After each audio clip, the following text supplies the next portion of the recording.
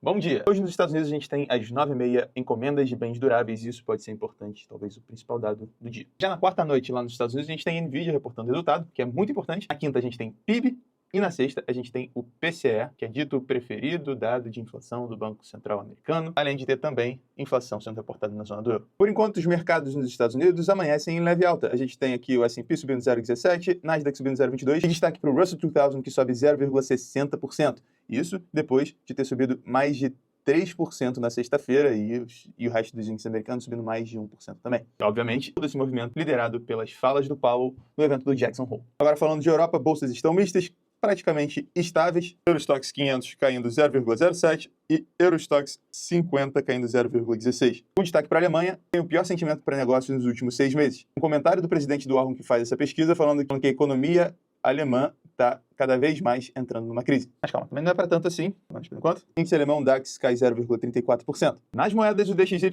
sobe 0,10%, ali na casa dos $100. Isso depois de cair firme nas últimas semanas e se estabilizar por aqui. Bom, é claro que corte de juros nos Estados Unidos vai fazer com que o dólar fique um pouquinho mais fraco frente às outras moedas, especialmente quando a gente tem o Banco do Japão falando que quer subir juros e a gente tem na própria sexta-feira, a gente teve o presidente do Banco Central da Inglaterra, Andrew Bailey, tendo um tom um pouquinho mais cauteloso com novos cortes de juros por lá. Isso faz com que a Libra tenha batido máxima nos últimos tempos e o euro também tenha se fortalecido contra o dólar. Já que o euro também já vinha tendo cortes de juros, agora que vai começar o corte de juros nos Estados Unidos, então isso tudo faz sentido, né? E o dólar contra as emergentes, ele está se apreciando um pouquinho, com destaque para o peso mexicano, que tem andado bastante parecido com a gente, subindo 0,46%. E aí, pequeno, tá gravando. Olha o petróleo aí, ó. O petróleo, você tá com cor de petróleo, hein? Não, petróleo não é marrom assim, não. Já quem sobe um pouquinho mais forte hoje é o petróleo, seguindo o movimento dos últimos dias. O barril Brent de petróleo está subindo aqui 1,47%, quase 1,5%, retomando a casa dos $80.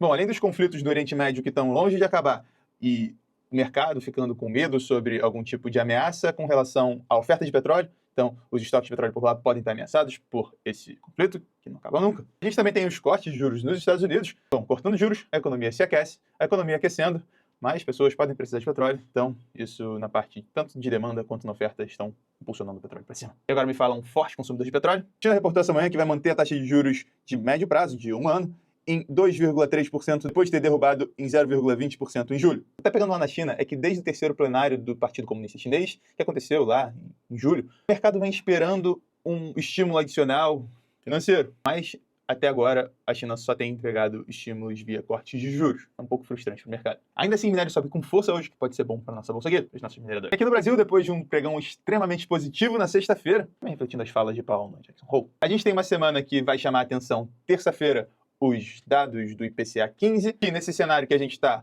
sobre aumento ou não de juros, inflação é um dado chave para saber o que pode acontecer. Além disso, além de terça-feira, na quinta e na sexta, a gente tem dados sobre emprego que são importantes e ao longo da semana a gente tem dados sobre contas públicas que sempre podem aumentar a percepção de risco fiscal do mercado. E de eventos hoje, a gente tem de mais importante, talvez, o Galípolo falando às 10 horas da manhã, em um evento em Teresina. E aí, sobre o Galípolo, a gente tem a equipe econômica da XP, achando que o anúncio sobre o novo presidente do Banco Central deve ser feito agora no início de setembro. E, enfim, é muito importante isso, porque as falas do Galípolo têm mexido bastante com o mercado, é o principal nome no momento, mas ainda assim é muito importante a gente ter esse martelo batido. Bitcoin está na casa dos $64 mil.